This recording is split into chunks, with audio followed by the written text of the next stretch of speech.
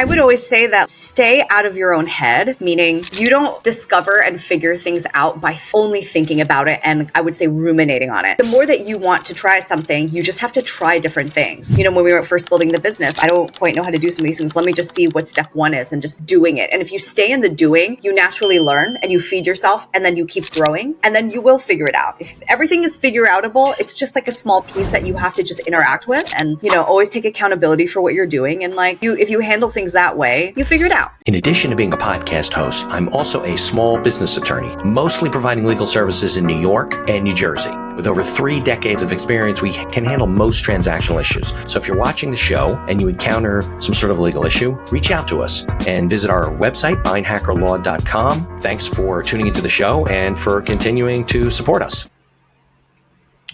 All right, everyone. Welcome back to another episode of the show. We are on hiatus for the summer, and Jennifer's our first guest back in the fall of 2025. So it's like September 5th of 2025. You're probably hearing this late in the year, maybe November, December.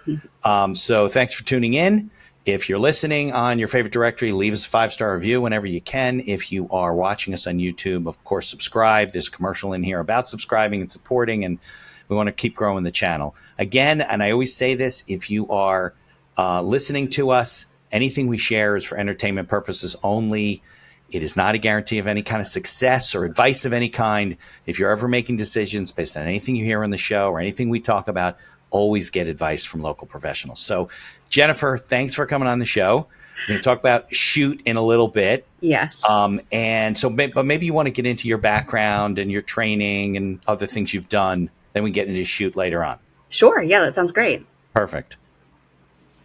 So yeah, do you want me to just launch into my background? Yeah, let's do it. Okay. Absolutely. Awesome. How far back do we want to go?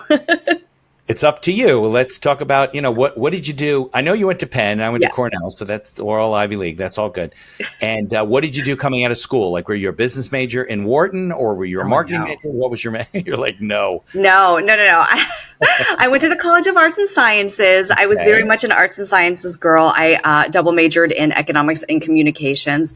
Okay. So I always kind of wanted to do stuff more in the humanities area. That's kind of where my brain was at the time. Okay. And the year that I graduated, the economy was really bad. So a lot of us didn't have jobs.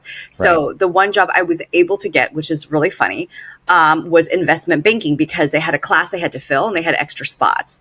And so I interviewed for it, not knowing the difference between an asset and a liability. So that's pretty funny. Just ridiculous things like that. And I ended up getting it because I interviewed. But they figured you went to Penn, you're an econ major, you must know all this stuff.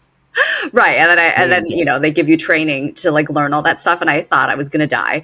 And so I did that for a solid 3 years. And I went from not knowing anything to really getting very comfortable with it. But getting so comfortable, I was kind of bored.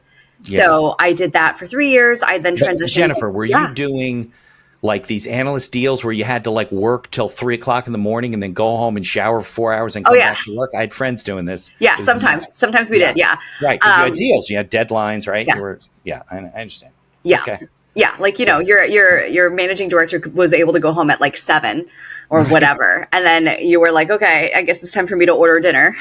Yeah, work all night. But you get burned out real quick, a couple of years. You do get burned out real quick. At the same time, at that age, you're like, what I told myself was, I'm like, what else am I going to be doing with my time? So I might as well be learning and challenging myself and whatever. That's what I had to tell myself to do it. And at the same time, I also had a lot of really good friends because I think, we all trauma bonded there. Right. Yeah, so it was, when you're staying late, it's not like you're by yourself. You're with other people doing the same thing and you just end up having a lot of fun. So to that end, it was a fun environment, but I did, 3 years and I was done for sure. Yeah. And then I decided to transition to something a little less intense. So I decided, what if I do strategic finance for, a Fortune 500 company? So I worked for Amex doing that. Okay. And then I was like, no, I did that for about 2 years. I was like, I'm still really bored. So then that's when I decided to really try all sorts of different things and explore jobs of all different colors, as I like to say.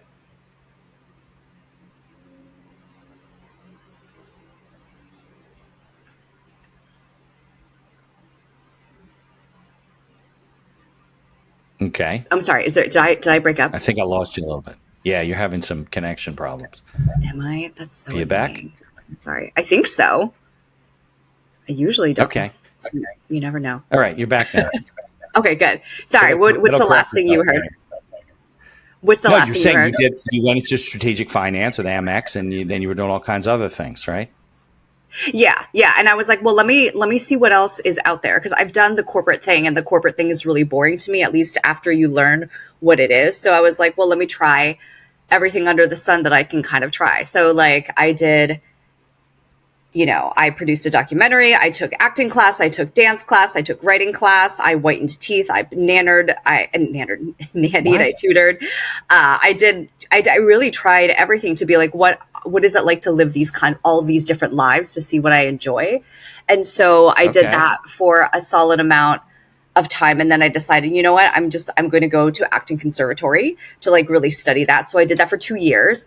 And then after I Okay. came out, I was like, well, I want to pursue acting, but I also need to get day jobs. So let me leverage off the skills I had before, because I don't think I'm kind of the type to wait tables. So I worked for a startup doing random stuff for them. I worked for a hedge fund doing random stuff for them. So I like, whether it was like front desk stuff or like administrative stuff, I did that for a while too. And then I kind of was like figuring out what really fit until I stumbled upon the opportunity to work with Shoot. Got it. So okay, so it makes sense because you're kind of in the creative Yeah. arena, Yeah. because Shoot being photography and everything like that. So what was it that kind of, tell me what the metamorphosis of Shoot, like where did it come about? You're like, you saw something that was missing and you're like, oh, I can provide a better service for all these people, or what was it? I mean, I think for me, I was like, I'm really looking for an opportunity where I can blend my business background and my arts background in some way, shape, or form, right? Okay. And there was always this reality that when I was working as an actor, so many of my friends were living super paycheck to paycheck, no matter how talented they were. Like, so I had a Right. friend who had like $2 to his name, and he was like the lead of the play that I was in. Yeah. And I had to loan him money and everything for just to like buy a 6-pack There's to a lot celebrate of his starving birthday. artists out there. Yeah. Yeah. And I was like, well, is there some business model that can create more work for artists so that they're not dying to always find the next gig? Yeah. So when I was acting and kind of working other jobs, I was like, maybe I should kind of return to the startup space, because that's where they really need my skills, and it kind of is a really great fit.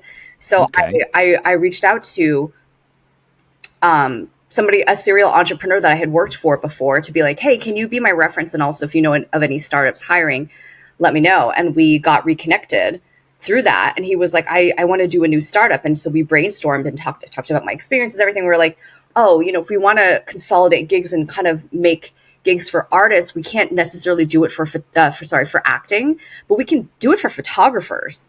So that's, and we're like, well, that's kind of where the idea is. What if we pursue that? And so that's the impetus of Shoot. So it's kind of help them grow their business and manage their business and get gigs. How do you drive demand to them? What if we do basically everything else? So all they have to do is photograph. So like, you separate the business from the art, and they can focus on art, and we handle all aspects of the business, finding clients, doing sales, figuring out legal, accounting, all of that stuff. So they just have to show up, scheduling for them, all of that stuff, permits. And so that was the hypothesis. Oh, really? You do everything. Like, yes. You plan the shoot, but they have to go and set up the shoot, right? I mean, yes, they have to go with just like their camera.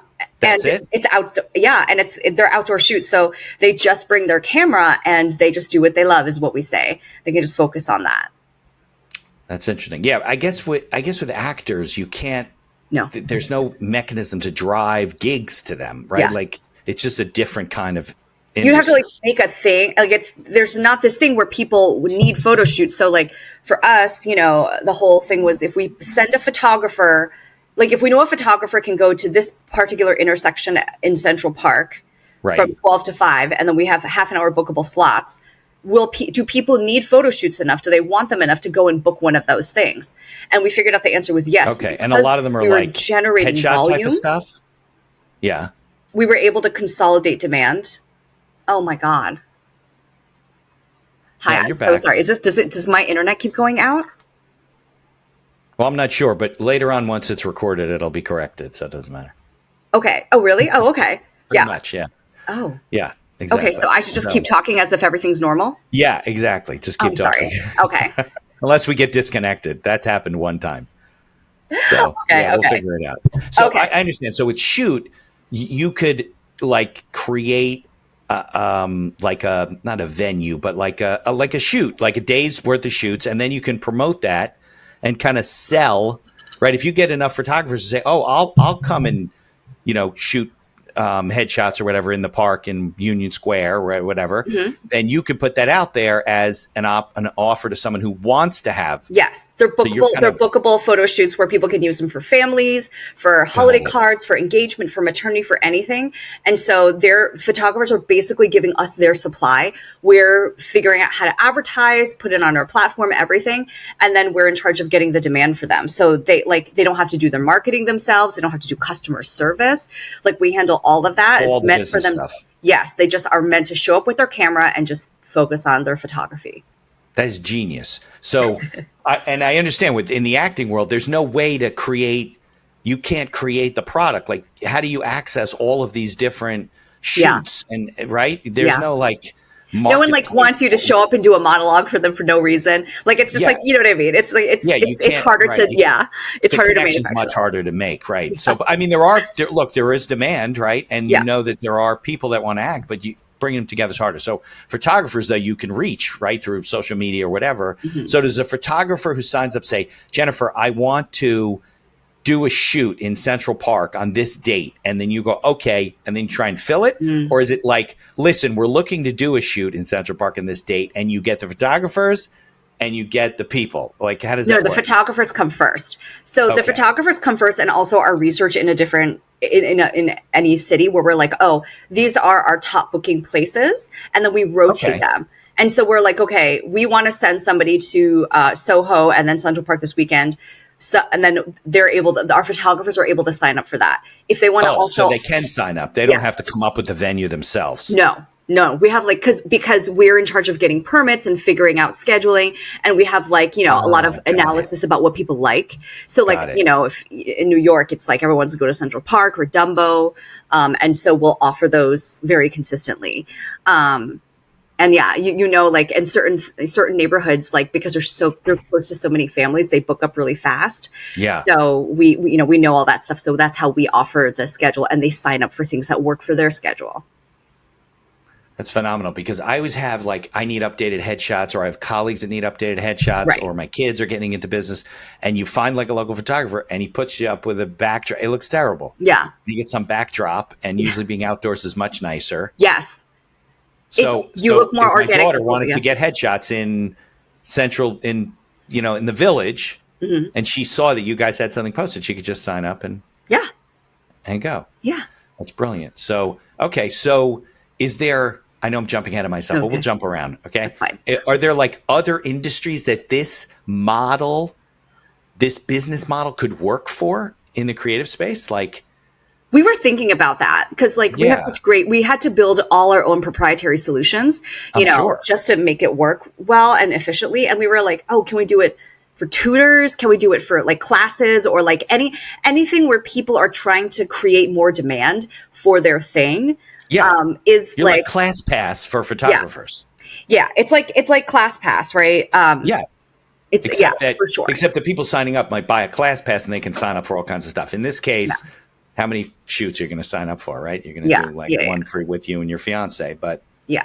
yeah. Okay. So are there other did you come up with anything so far? So, I mean, we were thinking about like stuff to do in your area. Like if there's art class or wine tasting or whatever, and people have excess capacity, like, can we try to use and leverage our technology for that? We're still trying to figure out if there is like a great fit, because like we know we can provide the technology. It's just whether or not we have the community to do that. Like, is there, right. There is a demand, but like, how do you kind of really match the two? So that's still TBD. Yeah. But it's interesting because you built a business that creates a marketplace for both sides, and then you're running the whole bridge. Yeah.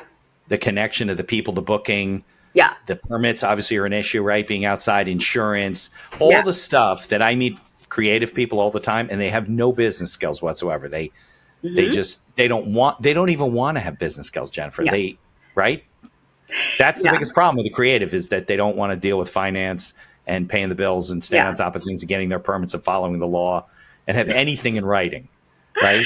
Yeah, totally. It's a different brain, right? And I don't. It is.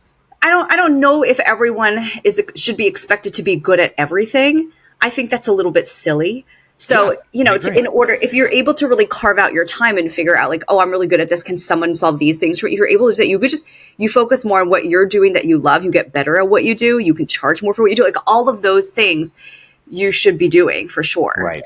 Is how I see it. Well, I was looking at like one of the 4 main things of a business plan should be your people. And that doesn't mean that you should be doing everything. As a matter of fact, it should be the opposite, right? You should figure out, right, what am I best at? And then how in the world do I get to the point where I can, hire people to do things? Like I used to do everything for the podcast all myself. The editing, I didn't do anything with video, the editing, the this, the that. And then when I first hired a VA like a year and a half ago, my life changed. Yeah. I mean, I also have to practice law too. So this is not like my business. Oh, right. So, so it's even worse. But yeah, you basically could take, and I guess most of them are solos, right? Solo photographers. Yeah. And they're in business like the day they start with you. Yeah. They don't have to figure any of it out. They don't even need a business plan, which is totally contrary to everything I tell people. Yeah. Your platform has eliminated the need for a photographer to have any sort of business plan. They just have to stay on your website, see the next thing they're going to sign up for. I'm in Dumbo, like you said, or in Greenpoint or whatever it is. Yeah. Right. And show up. Yeah. They have to maintain their cameras, but you don't even need film today. So it's all digital. So you don't even need that. Yeah. Yep. Right. You don't have to, they have to deliver the product. Right. So that's not on you guys. So they have to maintain a certain level of product and service to even be on our website, right? So that is something, there's an accountability factor there, and that's great anyway, because we do want to only offer the best. But yeah, it's not for every photographer. Some photographers do have business skills. Those are different, but they're different people. And I think we're a great source of supplemental income, and there's a lot of people who use us for various things. So they could have a regular day job, but they're just really talented photographers. Then they have supplemental income for themselves. Really kind of great opportunity. It's so hard sometimes to make supplemental income easily. And if you have the skill, why not? Just show up and do it. And then, or I knew someone who was a professional photographer and wanted to transition to opening up his own tattoo studio. And so he worked with us a lot to do that and be able to fund and get a start the capital for his tattoo studio, and he's doing that now, and he's super grateful to us, and we're grateful to him. It's a very symbiotic relationship. So yeah, we do love what we do. Yeah. So if you have a job 9 to 5, and on Saturdays you want to make extra money, and you're good at photography, great way to get started. So, but they still have to deliver the prints to the, if they have a couple. What do you do? So I go with my fiance. I'm married, but I go with my fiance. And we had, I don't know who it was, who took we were in Central Park, and we took photographs there. It's in a book now. I can't tell you who did it. I think it was our wedding photographer. But anyway, we had to go to their place. We had to pick stuff out. They helped us put a book together. They have to do that, right? So basically, we have a proprietary platform that they upload their photos, and we deliver the photos to the client. So we actually manage that too. So literally, they just have to take the photos, edit their photos, upload it to our platform. We deliver it. We deal with all the client complaints if they have any sort of back and forth. We kind of manage that whole process. We try to minimize extra work they have to do afterwards.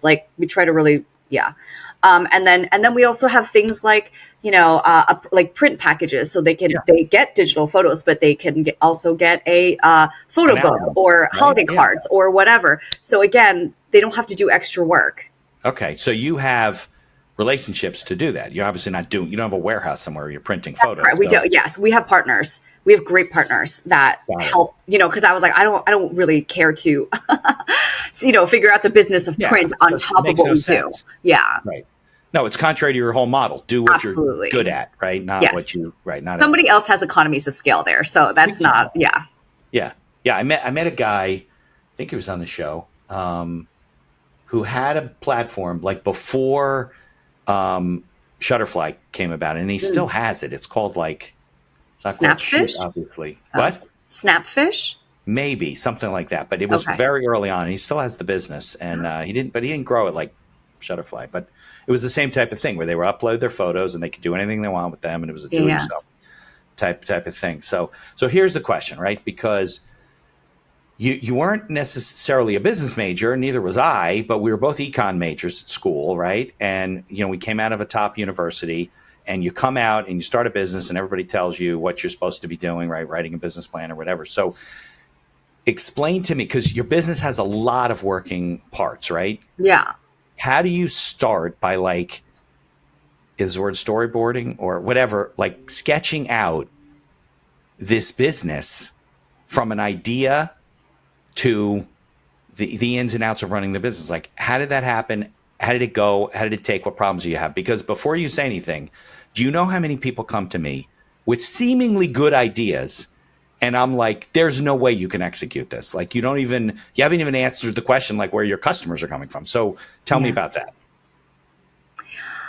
So this is like a weird skill of mine, and I actually never thought I would be the CEO, because to me, I thought of it like, if you have an idea, I can hear it and be like, I know how to make that reality. That's my skill. That's a unique skill. Yes. Yeah. I'm actually not as good at a random idea. I can think of ideas in context, but when we were coming up with this, I'm like, oh, I would really like to do this. And so, this was kind of like one of the first ideas. And I came up with it jointly with somebody, which was great. But then it's like, okay, what are the basic things we need to do to get done to go from A to from A to Z? You're good at that. That I can do. Yes. Not a lot of people are not. Yeah. I don't get overwhelmed. Because I immediately, I'm like, oh, I naturally really prioritize. So I'm like, this needs to get done, and then this and this and this and this and this, right? So I'm like, well, first we need to hire photographers. If we have photographers, do we have like a schedule with them? We have to have a schedule. Do we know how to pay them? Do we know what are the rules? We should have a booklet for that. So as we're going on, I'm just plowing through massive amounts of work, just being like, what's the bare minimum we need to do to get it to even work in the first place? So it was a lot of very systematic step-by-step things. And once you do something, I'm a big... So you're creating operational worksheets as you go? Yes. Just doing it as you go. Right, because then people take over and you go, all right, Bob, this is your job and this is how it works, right? And you can't just put it in your head. Yes. Or else you can't transfer it to people. Right? And a lot of the stuff is I did it myself in the beginning, because I was like, how are we going to pay photographers? I'm like, well, this is my worksheet. I'm like, okay, great. So and it's great because once you figure it out, you can A, teach it to somebody, B, kind of the ins and outs and what is inefficient, what needs to be innovated, what you've touched and what you've not done that for. So that whole thing is I would say for running any small business, it's hard to do that if someone doesn't have a mind for that. Well, but maybe they need to figure that out early on. If they're if a lot of people are overwhelmed by stuff and they just dealing with fires and they don't know which way to turn and they can't systematize things and they're not making lists. So I think that if you, as a business owner in general, right, if you recognize that early on, then you better find somebody to work with you who is good at that. Yes. Or else you're not going to get from A to B to C to D to all the way to Q. It's just not going to happen. Yes. Yeah. And I'm like, I can do that for myself. So that was the great thing about working on, and I like doing it because you're bringing order to chaos. Right. We don't get derailed as easily, but that's definitely the thing you need to have. If you can't do it, finding someone who's really excellent at that, for sure. Right. But as a CEO, then you can delegate that to someone else, because you shouldn't be doing it, certainly. Yeah. And it was in the beginning, I was like, I'm just the director. There were 3 of us. I was like, just call me the director of operations. That's actually technically what I do. But then as the business grew, we were like, oh, I actually had, because I built everything. Yeah. And I strategized everything. I was like, I think I have to be the CEO.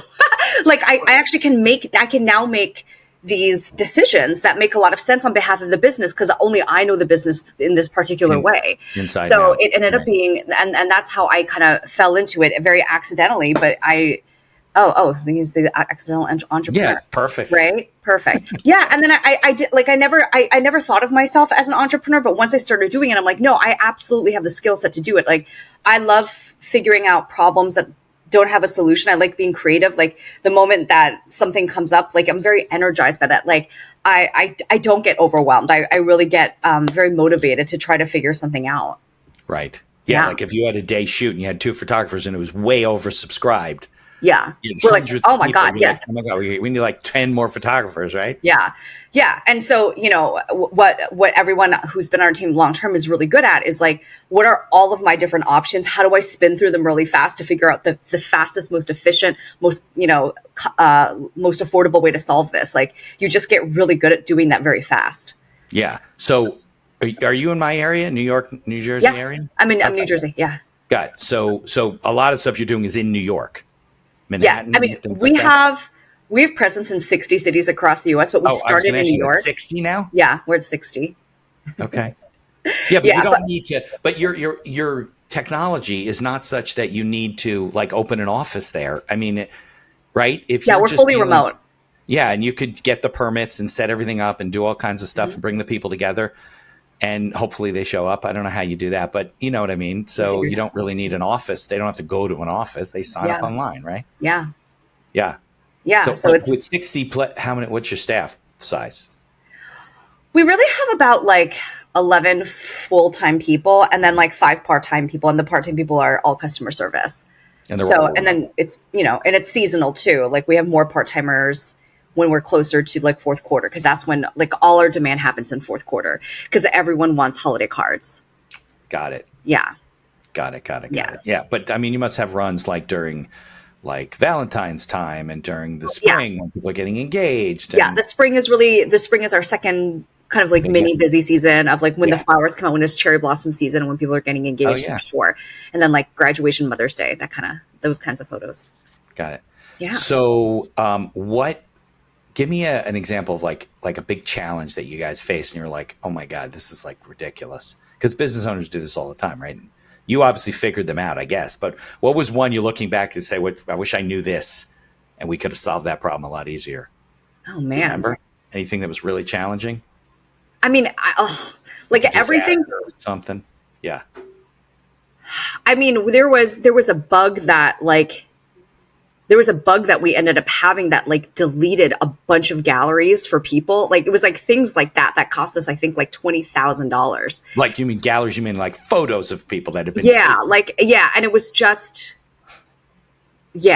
and so it was like a really costly mistake that we just had to figure out how to make right. And the thing that I figured out, like I'm not a yeller, so like stuff goes really wrong, and I'm like, as long as we can figure out how this cannot happen again and how to like no one's figure going to this die. out. It's bad, but it's not. Yeah. Well, so the photographers don't have backups of their stuff and they upload them and they can just upload them again now. I mean, sometimes people, like it's just like you run into everything. Like somebody writes over other people's photos by mistake. And then like that happens because people make mistakes.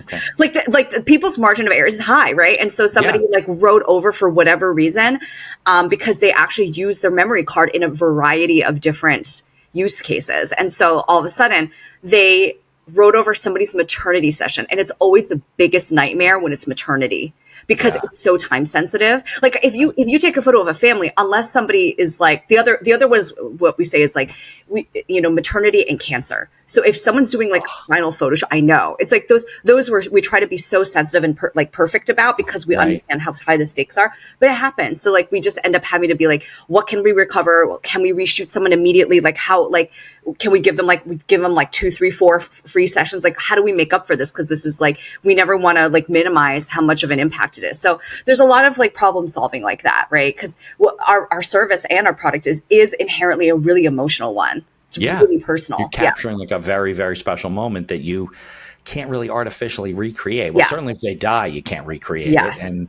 if they're giving birth, you definitely can't recreate that. So being a mom, right? Yeah. But yeah, you're right. You could, I mean, if it was a photo shoot of a family, if it was done recently, then you could offer them a free this and then redo it and they're not happy, but it's not the end of the world. Yeah. Yeah, that's got to be stressful.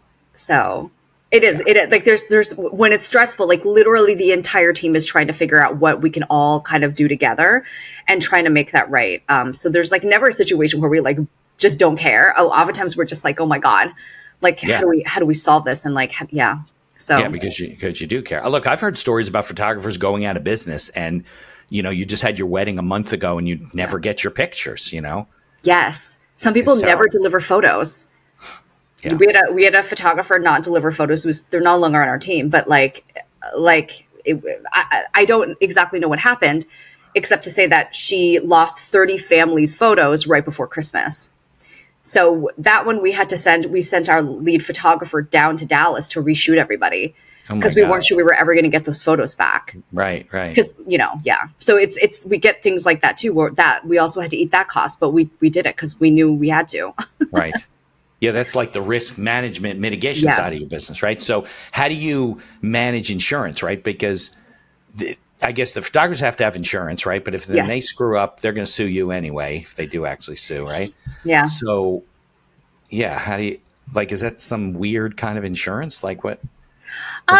We have general insurance. Like, I think if someone's going to sue us for just off-color stuff, our insurance doesn't really cover that. We just have to try to minimize the impact of it. It happens. It's horrible. And I mean, I think once you go into business, you're like, oh my God, people, they were like, if you ever have any contractors in California, especially if you have a platform, some people will jump on your platform, work for half an hour and then sue you over a technicality. There's things like that. Yeah, that's true. Labor lawsuits, things like that.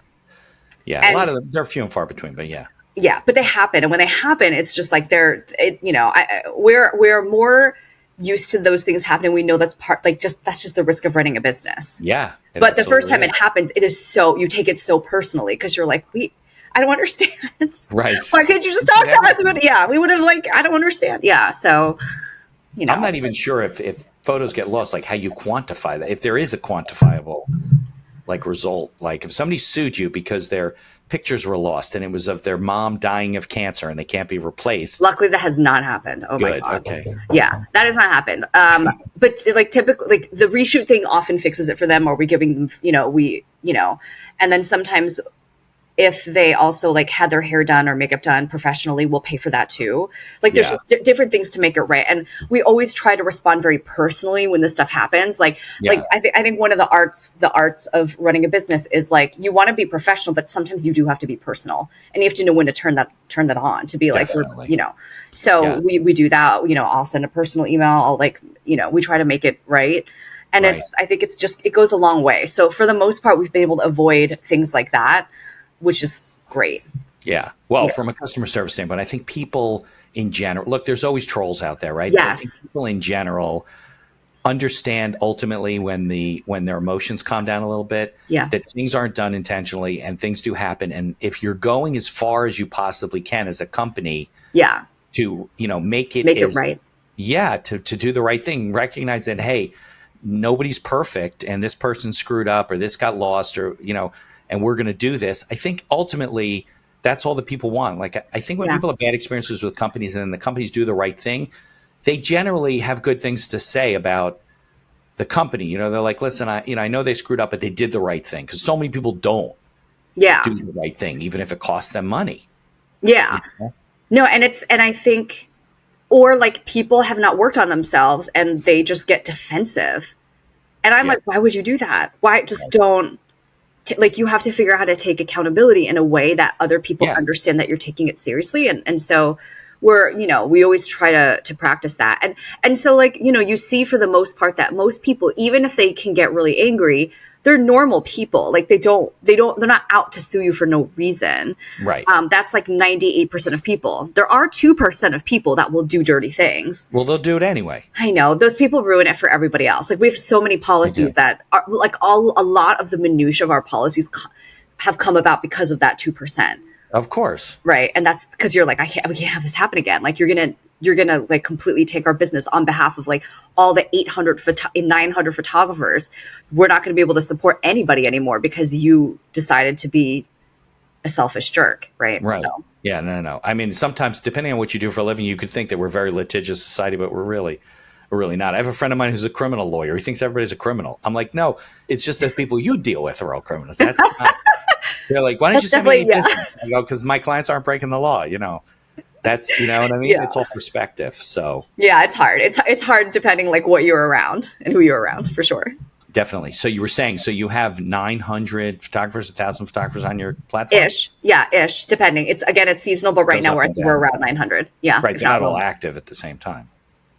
Hmm. Okay. And then how many customers have you been able to procure, if that's the right word? Yeah, I think we're somewhere Consumer like side. close to 300K Okay. in that range. And Yeah. that's revenue. So how many people does that? Oh, People. 300,000 people. People. Yeah. Got it. And it's mostly individuals. You're not dealing with businesses that much? We have like a business arm too that is relatively new where we Okay. do group headshots. We do like, a headshot station at conferences, things like that, which people really enjoy. But most of our bread and butter is on the consumer side for sure. Okay. So how long have you been in business now? We've been in business for like a little over 7 years. Okay. So good chunk. You certainly passed the window of, Yeah. high failure rate and stuff like that. Have you raised any capital? We did in the beginning. I think Okay. we were growing very exponentially the first like 2-3 years. And it started to look like, oh my God, like this was going to be like a hockey stick of growth trajectory. Um, and so we raised a bit of friends and family funding at that time, which was Okay. great. And then that dried up because our digital marketing hit a real snag because Apple had their iOS, I think it was 14.5, where all of a sudden their targeting, which was very effective before, it lost all that visibility. And so if we used to be able to get a client at $20, sometimes it was like $200. So we had to learn marketing from scratch then. Because when we first started, we could put any ad up. It didn't even matter. It would find the right people immediately. And once people find us, they really love us if it's the right demographic, which we say is like, millennial and Gen Z moms. Yeah. But once it's not as effective to do that, we just have to try so much harder to find the right client. Like as algorithms change, you mean? Yeah, the algorithms really changed based on, privacy and everything. Yeah. And that ended up being very hard for a lot of direct to consumer companies. I mean, we were one of them. Do you have an exit strategy or what's the next step? You just keep growing? I mean, I think we're very open. Yeah.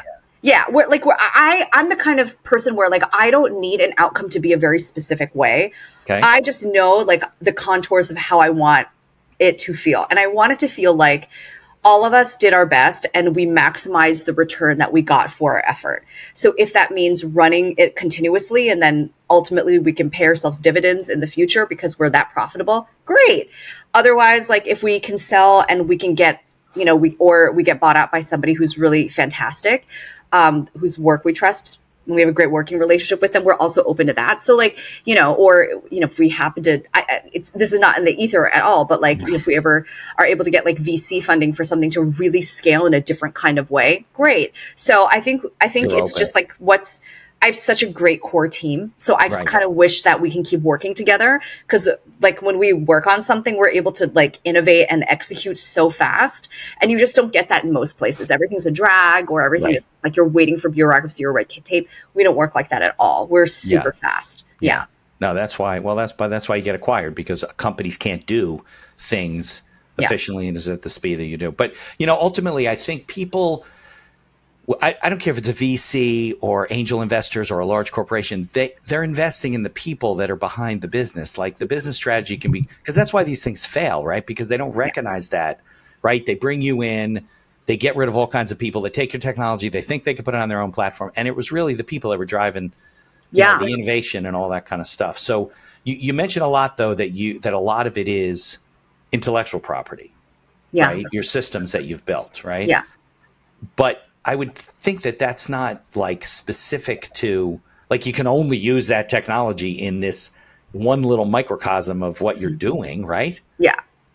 You can't. I mean, it is more transferable to other. You could definitely apply it to other things for sure.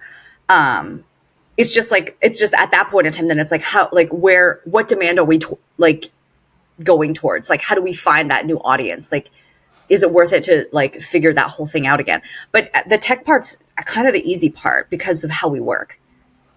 So what would you say is your technology platform? Like, how does it work and why does it work? I would say like we're really good at figuring out tools for like we have a very proprietary scheduler. So figuring how to optimize like a schedule for like 900 people across 60 cities in a way that is like that we can manage is like, we had to really kind of spec that out. Like, what does it look like? Like, what options do we need to have? Like, what's the functionality? Then like also what is the experience for the photographers? Because they're in a way a separate set of clients for us. Yes, they're working on our behalf, but we have to make sure that they can successfully work on our behalf. Yeah, because those then you people, don't make money. You know, same thing. Like we have to figure out how to really make that streamlined so they like being part of our platform. So it's easy for them. It's like Calendly on crack.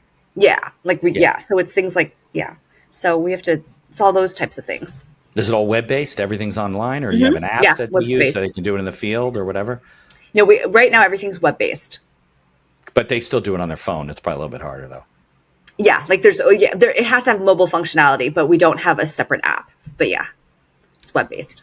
Got it. Okay, so you made me think of something when you're saying about maybe you're getting your calendaring from one software and you're invoicing from another. Evenoo is a platform that we use as one of our sponsors to run our entire business. And there's other features like auto payments and integrations with QuickBooks. Visit evenoo.com, EVONUE.com to learn more. There's also a link in the show notes. And be sure to tell them that the Accidental Entrepreneur referred you. This podcast is brought to you by our affiliate sponsor, iEmployee. iEmployee is a virtual assistant service that hires almost anyone for any role in your company right out of the Philippines. Most roles range from $7 to $9 an hour for highly skilled and experienced VAs.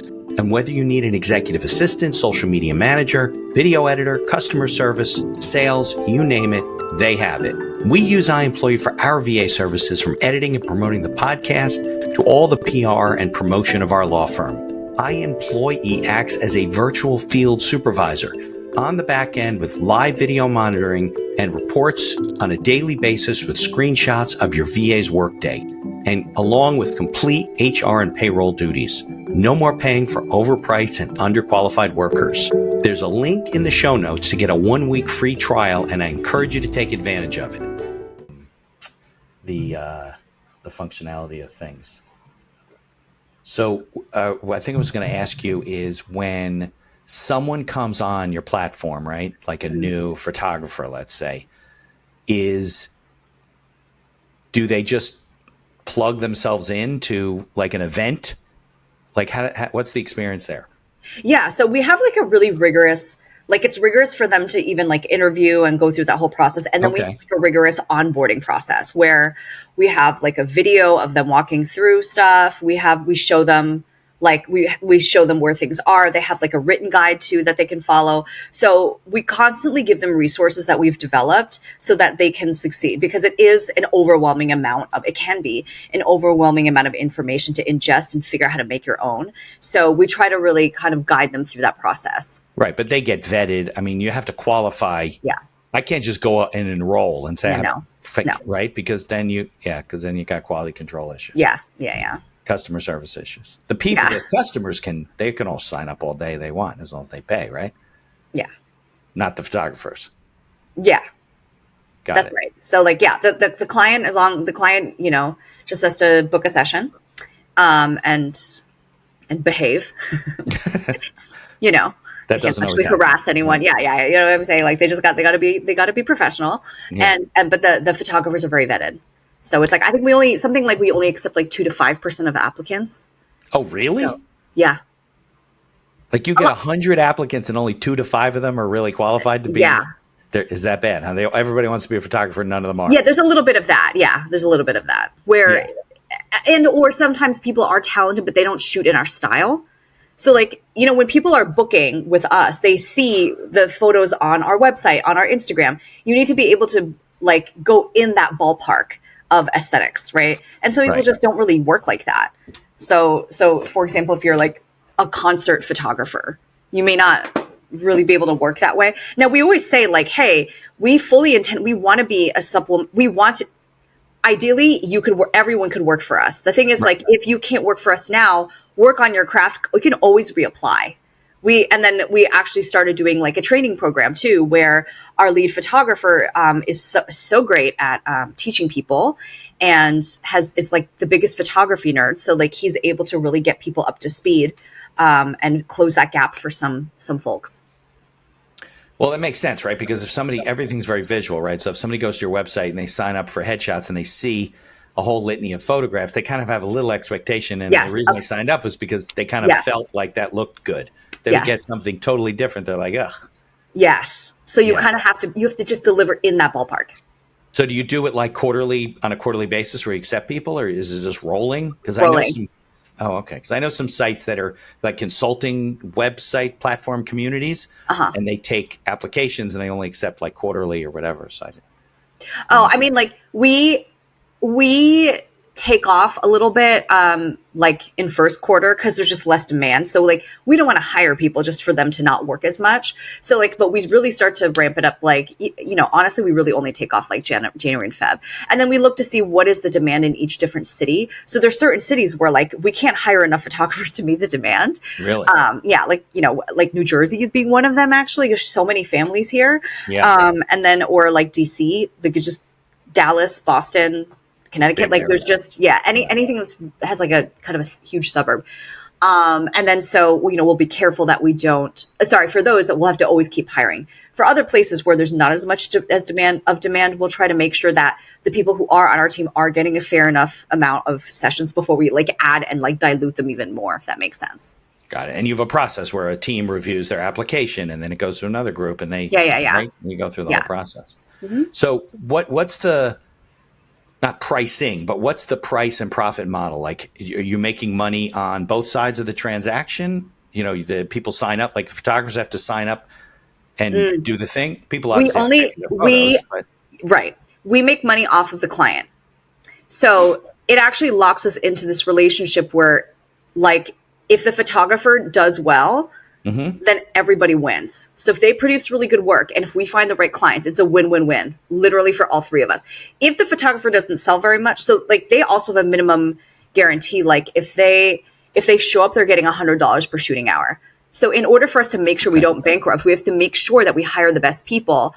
It's like this really interesting accountability circle of like, we have to hire the right people. We also have to find the right clients. If we're able to do that, it does self-support. In that, like, we do have that minimum guarantee, but on average, our photographers are making, at least in 2024, they were making between $166 and like $200 per photography hour. And so, like, in order to sustain that, like, we're all tied together, if that makes sense. Their success is our success. But you set the pricing? So it's So it's like free. It's free to book. Right. So it's a risk-free thing that's our hook to get people in. And then you only pay for the photos you want. And the photos start at $25 a photo. Or there's a lot of packages. We say like the more you buy, the more you save. Right. So you could get 10 for $180, and that includes some retouching credits, or you can get all your photos for like $298, which is really great because it includes all the photos and then some more retouching credit, things like that. So that ends up being, a very good deal on a per photo basis.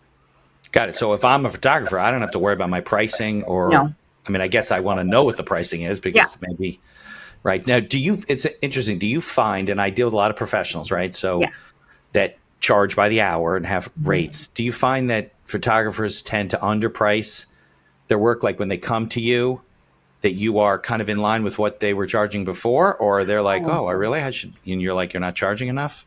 So it really varies. Okay. There's some people who are charging like $500 an hour.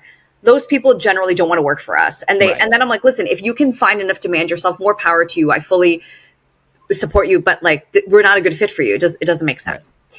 Right. But for people who are kind of like both mid-range and like maybe a little earlier in their career, it's definitely a great price point. And it's like really accessible for the client. You don't have, pay only for what you love thing really gets people in the door. And then, and then just the volume we're able to drive because of that. I think the hardest thing to replicate is the volume, because like they can charge something similar, but then they can't fill their schedule. Yeah, like they've got to do all the business activities. So their time, what they're not thinking about is how much time we're saving them, even though our pricing looks similar. Right. If that They makes do sense. twice Yeah. the amount of work because they're not Yes. doing all Because this yeah, stuff. they have to do the customer service. They've got to figure out the permit. They've got to figure out their schedule. They've got to like, how do you find clients? They've got to put up ads or whatever it is they do to get clients. So Right. that activity we supplement, right? But it just depends whether or not they like doing that stuff and can do that stuff for themselves, or whether they would prefer to outsource it. And do people, you said people do not pay for the session. They just pay if they buy photographs? Yeah. So if they hate the photographs, so it's kind of pressure on you guys to To hire the best people. Yeah. to come up with a good product.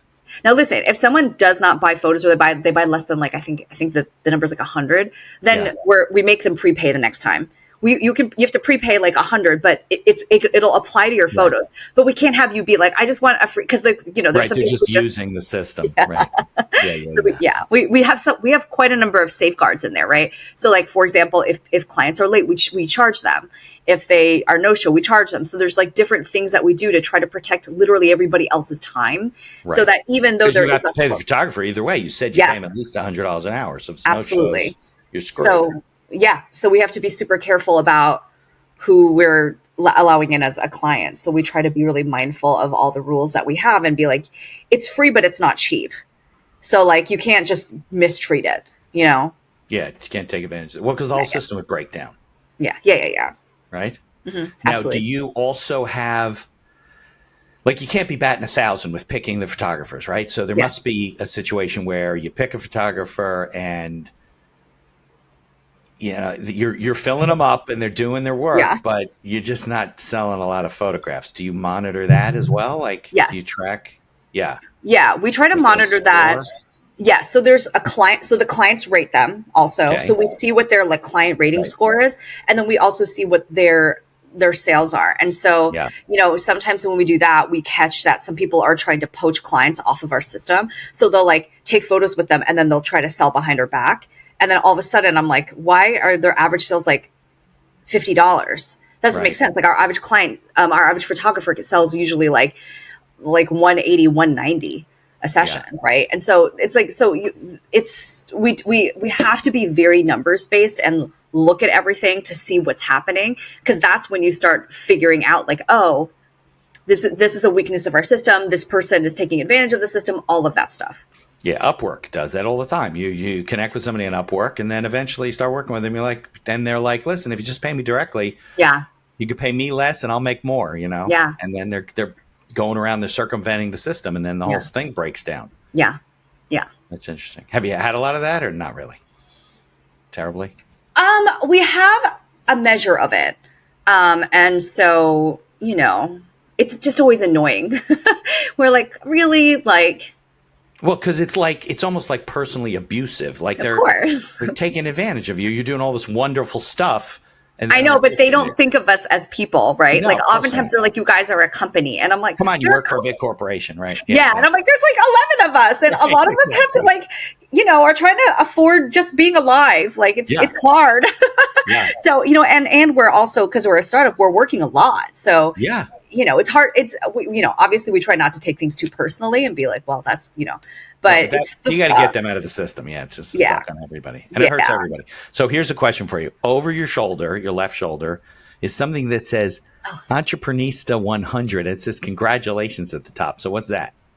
Oh, that's an award that me and my co-founder won this past year. Nice. For our Entreprenistas, a community of female founders. And so we were like, hey, they had an award, and I'm like, let's apply, and we won it. And so there's a cohort of like a bunch of other women. I think I'm one of like, we're one of like 100 women. So it's a great community. So they sent you a piece of paper. They couldn't frame it or.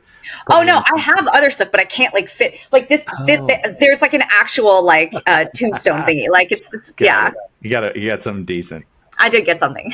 That's funny. All right. So any party? I mean, we've been on for almost an hour. So any like advice for somebody who's starting up a business? I mean, you're an entrepreneur now. You've been doing this for a long time. So anything, if you're out there and you're starting a business, do you have advice? Good, bad, otherwise, that you would do differently? I mean, I would always say that like stay out of your own head, meaning you don't discover and figure things out by like only thinking about it, and I would say ruminating on it. Like the more that you want to try something, you just have to try different things. Like, when we were first building the business, I'm like, I don't quite know how to do some of these things. Let me just see what step one is and just doing it. And if you stay in the doing, you naturally learn and you feed yourself, and then you keep growing, and then you will figure it out. If everything is figure outable, it's just like a small piece that you have to just interact with. Yeah. And because like you can spend so much time like convincing yourself not to do something, or being like, well, what if this happens? What if that? But it doesn't help to, in a way, think about those things, or just stay thinking about those things. Like stay in action and then learn from the action, and, always take accountability for what you're doing. And like, if you handle things that way and supplement with, you figure it out. You seem like a low stress person. So it's not like you could take things in stride, right? Yes. It's so funny. My co-founder, we were just talking about that today. I was like, I actually don't, this is a stressful job. Don't get me wrong. I've been really stressed. It's always stressful running a business. Yeah. I sleep totally fine because I can really figure out, I'm like, these are the things that are in my control. Right. These are the things I'm going to focus on. I just have to do 3 to 5 things a day that push things in the right direction. If I just do that every day, it keeps moving. Right. You feel like you have control. You have your handle around things, and something will fall off the boat, but you can grab it. But I don't obsess about anything. Right. Because it's going to happen, and whatever it is. I think people think, or they try, if the word you use, getting stuck in your own head, like all the lights have to be green before you go to town. Like that's the expression that I use, because you can't do that. That's not possible. Yeah. Like you just have to try it and, write it down, and write down what didn't work, write down what did work, and kind of work it out. And I think 9 out of the 10 things that we worry about don't happen. Maybe 8 out of the 10. That's correct. Yeah. They don't happen. Or like, even if I'm worrying about, for example, getting sued, you will always get sued in a way you don't anticipate. Correct.